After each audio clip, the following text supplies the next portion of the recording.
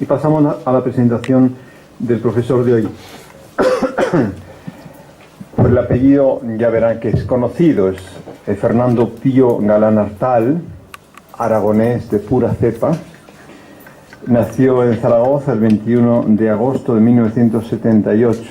Yo siempre bromeo con él porque en ese momento estábamos en sede vacante. Había fallecido Pablo VI y no había sido elegido Juan Pablo I, ¿no? ¿O fue la siguiente?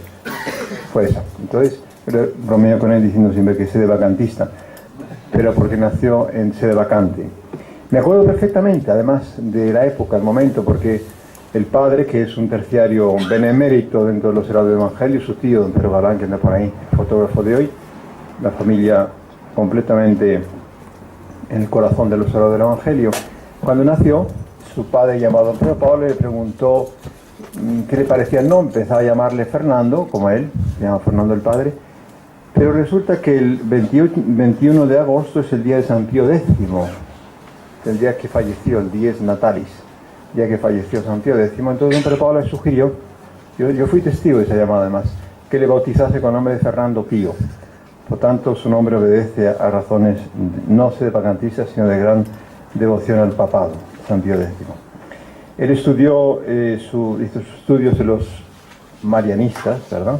Me equivoco, de Zaragoza, donde sus padres son profesores hasta hoy, y realizó los estudios de diplomatura en biblioteconomía y documentación en la Universidad Central de Zaragoza.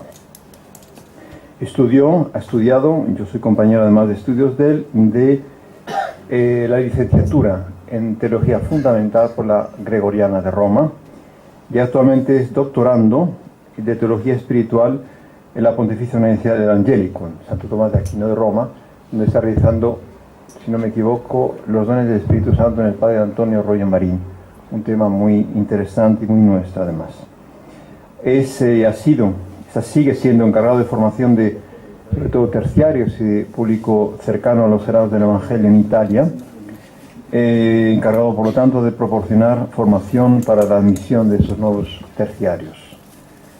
Es auxiliar de escritorio, como se dice en italiano, en la Casa de Procura nuestra, o sea, la representación de los Heraldos del Evangelio ante la Santa Sede, eso es la Casa de Procura. Él es uno de los brazos derechos del procurador y de los que trabajan allí. Y se dedica a labores de diagramación y de traducción al italiano. Además, como buen diplomado en biblioteconomía, es encargado del archivo de la Casa de Procura, que es cosa muy importante en una Casa de Procura. Paso directamente la palabra a nuestro profesor Fernando Pío Galán Artal. Sí. Muchas gracias, don José. Muchas gracias, don Javier. Muy buenas tardes. Estoy encantado de que me hayan dado esta oportunidad de ser profesor de este curso de iniciación teológica. Para mí realmente es un honor. Además, máxime que el tema que me han encargado, la encarnación del Verbo, es un tema muy bonito y no podemos decir que sea muy importante en la teología, porque supera esta escala. Jesucristo, Dios y hombre verdadero, no es un elemento de la fe, es la fe. Acordémonos que como cristianos nosotros no seguimos la doctrina de Jesús, seguimos a Jesús, a su persona. Por lo tanto, lo que vamos a tratar hoy, la encarnación, es propiamente la esencia del cristianismo, que supera, continúa, pero supera con mucho la revelación hasta Jesús. Como se acordarán, en la segunda clase que impartió Padre José Francisco, se habló de que en la historia de la salvación, según el pensamiento del doctor Plinio, se divide en tres periodos. El periodo anterior a Jesucristo, Jesucristo, y el periodo posterior. En las dos clases anteriores se puede decir que han tratado del periodo anterior a Jesucristo, a pesar de que la segunda parte hablaba también de la inspiración de los evangelios, y correspondería más bien al periodo de Jesucristo en sí mismo. Hoy vamos a tratar el tema propiamente Jesucristo. Entonces hablamos de la encarnación. Encarnación es hacerse carne. Cuando se habla que el Verbo se hizo carne, significa que el Verbo asumió la naturaleza humana.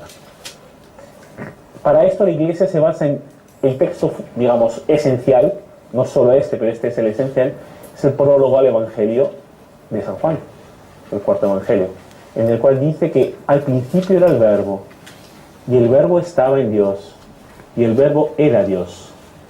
Esto es la base de un concepto muy ligado con la encarnación del Verbo, que es la Trinidad, la cual no vamos a tratar hoy, porque no es el tema de este curso, es iniciación teológica, y en el tiempo que disponemos tampoco podemos tratar de todos los temas directamente conectados, pero en esta frase que acabo de decir, ya San Juan indica tres principios que son relevantes para la encarnación. Al principio era el Verbo, por lo tanto no ha sido creado. Si se acuerdan, en el credo vamos a decir generado, no creado, cuando hablemos de Jesucristo. ¿Por qué? Era desde el principio. Pero continúa, y el Verbo estaba en Dios. ¿Esto qué quiere decir?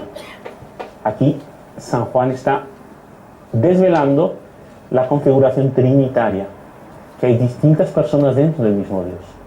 Porque si estaba en Dios, no era Dios, o sea, no era el mismo Dios, no era la misma persona del Dios Padre. Esto es lo que la Iglesia deduce de este Evangelio de San Juan. Y el Verbo era Dios. Elimina la posibilidad de estar hablando a un elemento externo a la figura de Dios. Por lo tanto, ya indica las dos personas de las tres de la Santísima Trinidad. San Juan prosigue hasta la frase esencial del dogma, de la encarnación. Y el Verbo se hizo carne y habitó entre nosotros. Esto es propiamente la frase esencial de la encarnación. El Verbo, segunda persona de la Santísima Trinidad, se hace carne. Por lo tanto, la persona, después explicaremos lo que es persona y naturaleza, la segunda persona de la Santísima Trinidad, asume la naturaleza humana. No se transforma, se hace. Son conceptos muy precisos teológicamente que la Iglesia ha podido estudiar a lo largo de siglos y explicado a lo largo de siglos. Por lo tanto, son términos para conservar. Se hace carne y habitó entre nosotros. Habitó o puso su tienda en otra perífrasis. Por lo tanto, no era su lugar habitual, porque lo habita, pero tampoco es una cosa pasajera. Nadie habita, nadie pone su tienda en un sitio por un minuto. Por lo tanto, esto también habla sobre lo que es propiamente la encarnación. Entonces, con esta frase lo que nos está diciendo San Juan es que es la identidad de Jesucristo.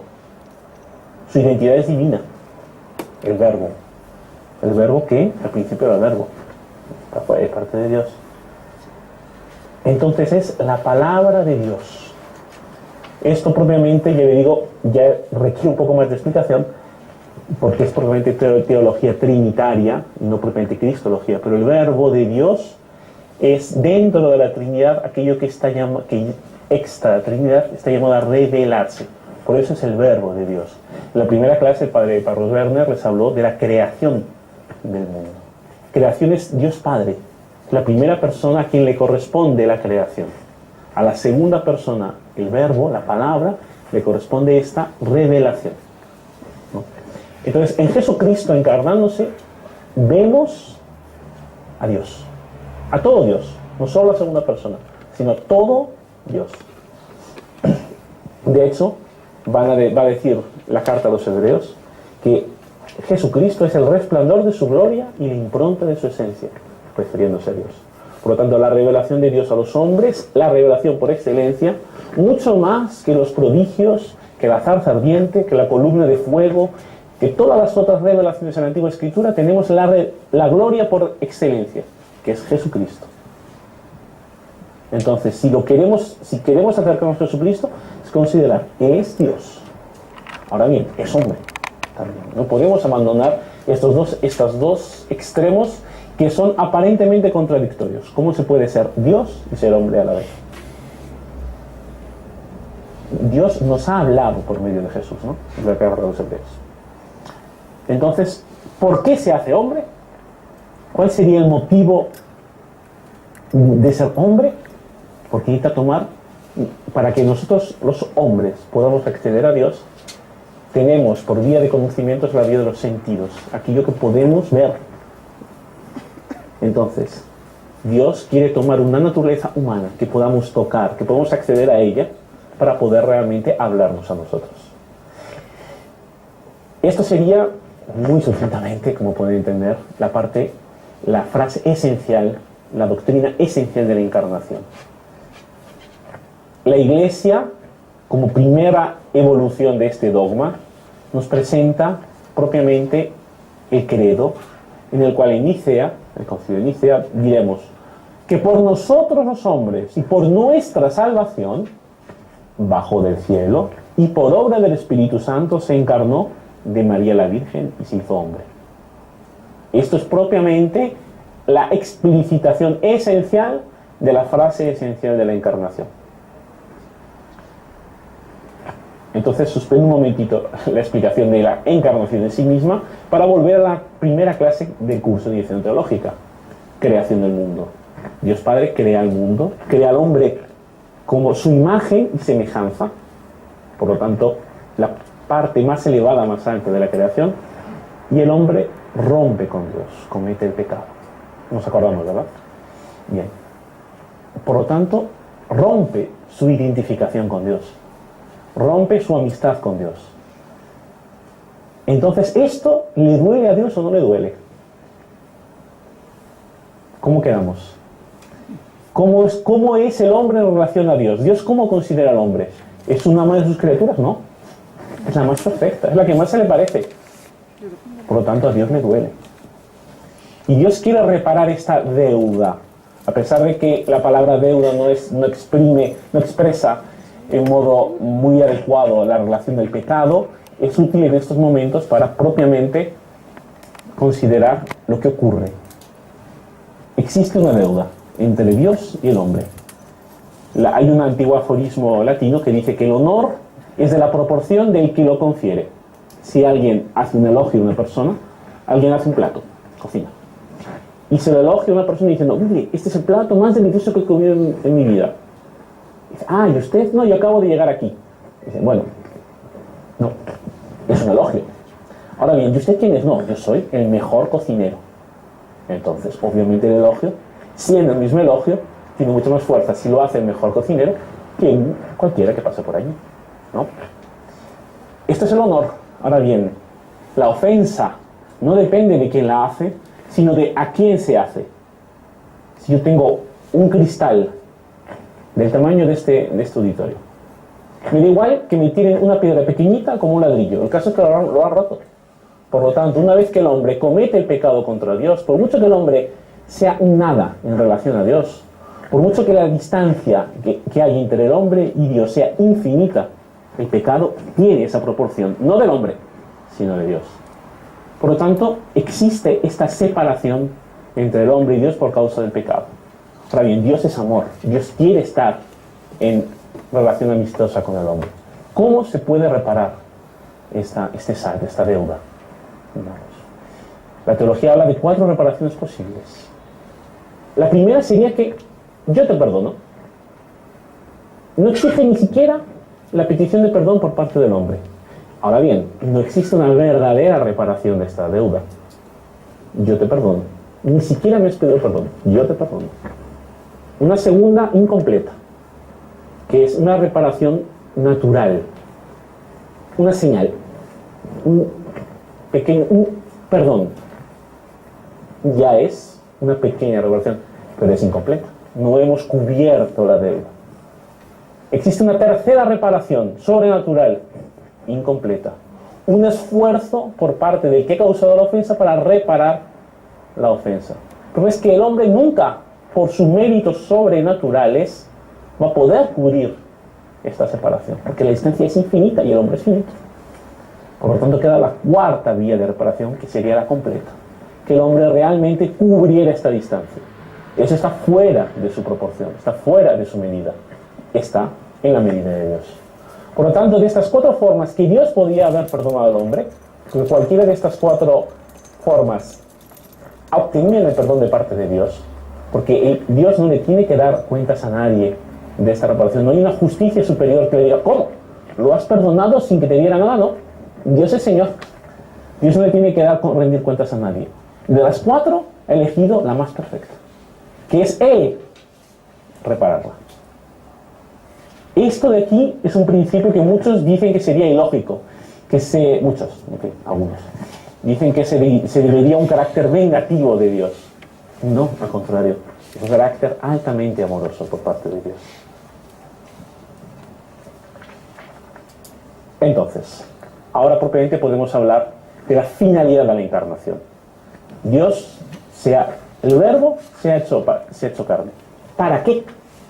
Para remediar esta deuda, para cubrir esta distancia, para salvarnos reconciliándonos con Dios. Y aquí hago sintéticamente alguna frase de los evangelios que den el apoyo.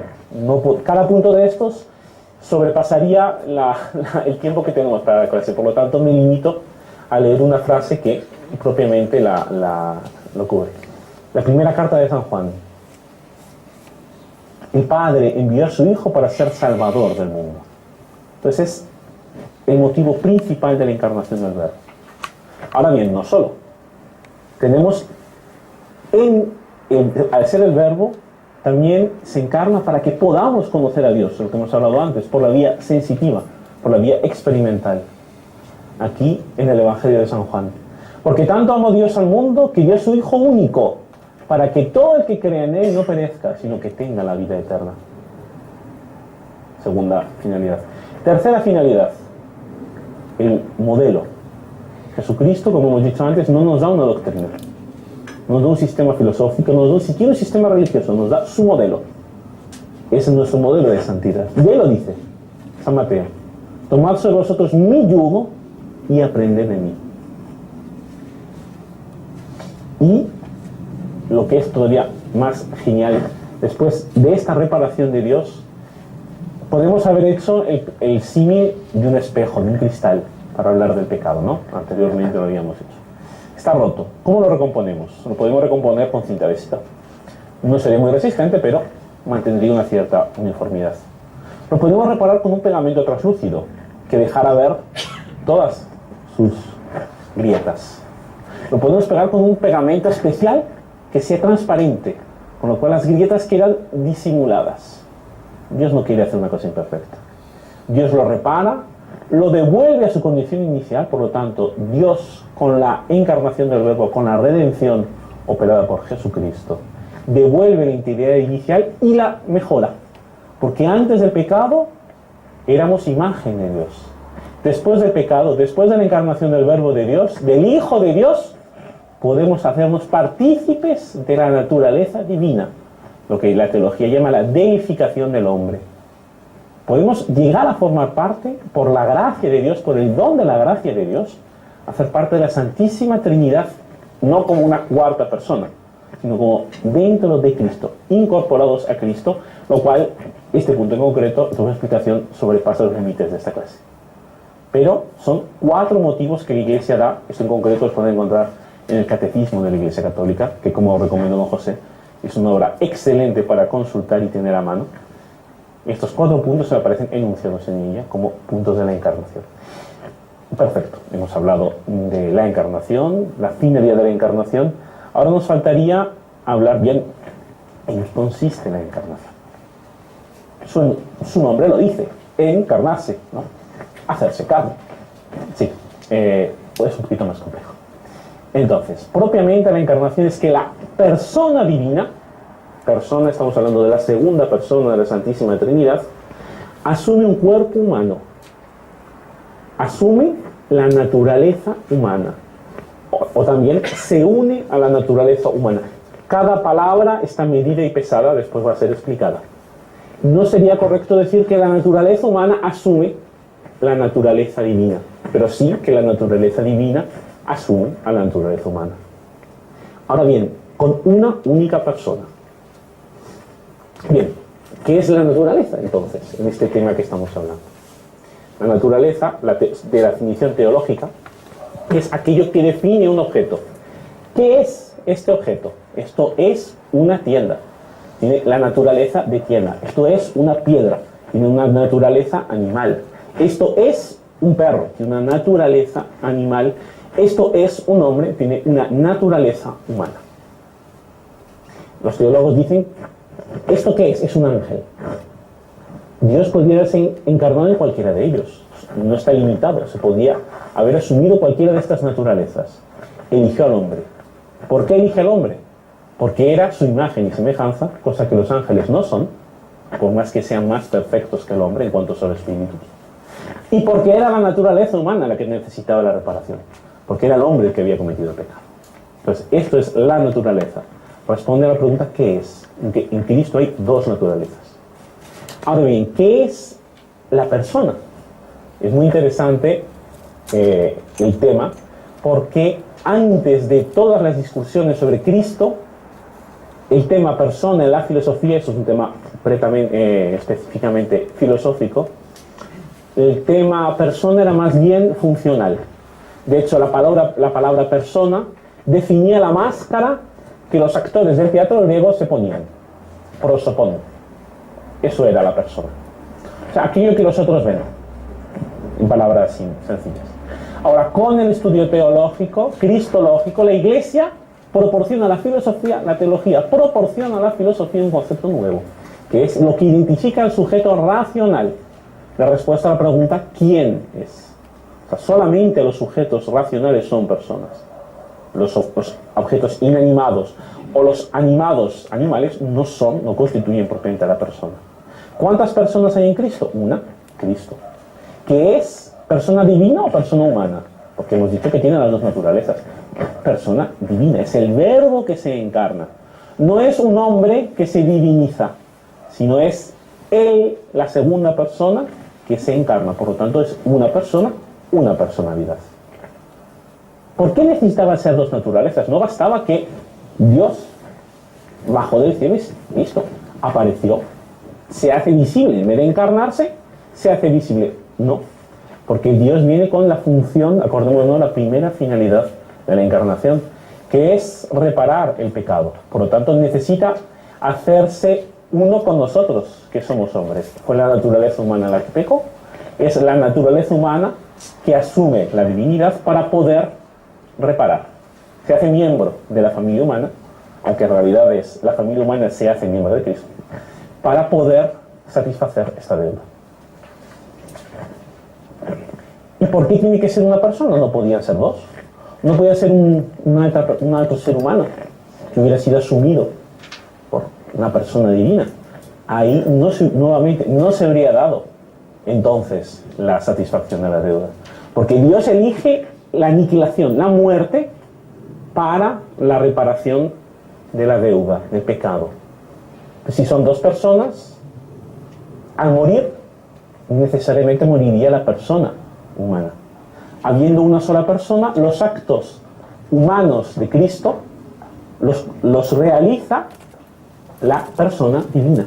Esto lo veremos después, pero por eso nosotros podemos adorar a Cristo. No es que es un hombre, pero es Dios. Es hombre, pero es Dios. Esto se llama unión hipostática. Del griego hipóstasis, persona, la palabra que sustituye a prosopón, entonces es propiamente persona, que hace que las acciones de Cristo sirvan para su función redentora. Entonces, esto es la famosa unión hipostática. En todo caso, yo les digo, sea la Santísima Trinidad, la constitución y fundamento de la Santísima Trinidad, que la constitución y funcionamiento de la unión hipostática son los misterios de la fe. La Iglesia los estudia, los ha estudiado, los continúa estudiando y los estudiará. Pero no nos van a ser totalmente revelados porque son propiamente la intimidad de Dios. Y por definición, el hombre se puede acercar a través de la razón, como muy bien nos enseñó don José Francisco en la segunda clase. El hombre es capaz de una comprensión de Dios, pero no de todo, de comprender totalmente Dios. Es imposible. La naturaleza humana no puede contener dentro de su conocimiento la naturaleza divina.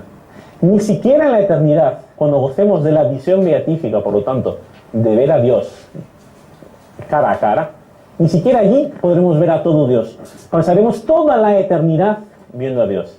Y ni ahí se conseguirá acabarlo de verlo. Justamente por esta diferencia que existe. Anteriormente les he hecho hincapié en que todos estos términos que he utilizado, los verbos unión, unión hipostática, asumir persona, naturaleza, son importantes. ¿Por qué? Esta es una clase que digamos, en esta clase estamos hablando mucho más de una teología dogmática, a diferencia de la teología fundamental que explicó el Padre José Francisco en la anterior clase. ¿En qué sentido?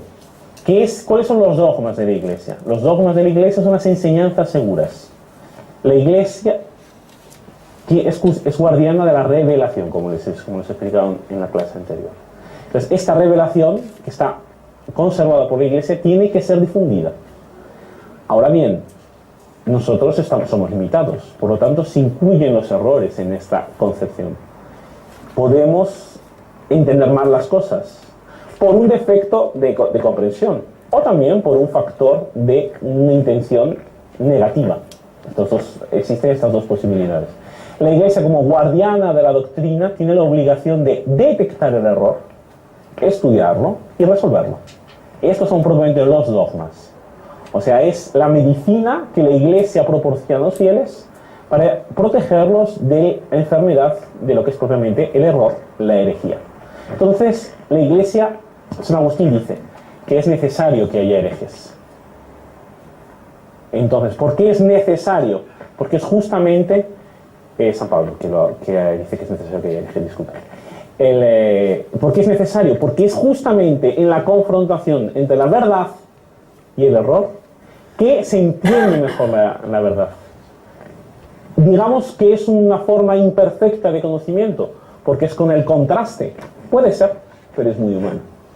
Entonces, desde el inicio, cuando hablamos de la encarnación, empezaron a haber errores.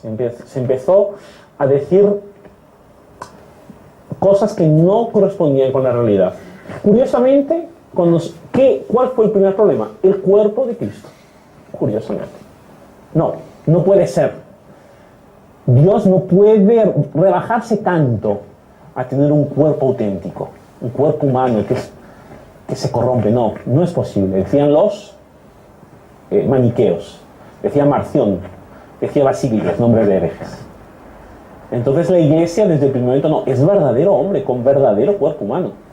Esto se une a la cuestión de que el hombre, el ser humano, no es un espíritu dentro de una cárcel de carne, sino es el espíritu en la carne. Los dos elementos de naturalezas distintas, porque uno es de naturaleza corpórea, la otra es naturaleza espiritual, los dos juntos hacen al hombre.